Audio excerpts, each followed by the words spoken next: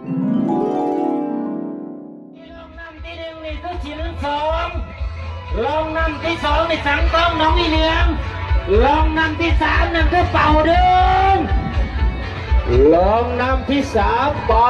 หนึ่งลองน้ำที่สองสังทองน้องอีเหลืองลองน้ำที่หนึ่งลองน้ำที่หนึ่งนี่เป็นลองน้ำทางด้านขัดไฟ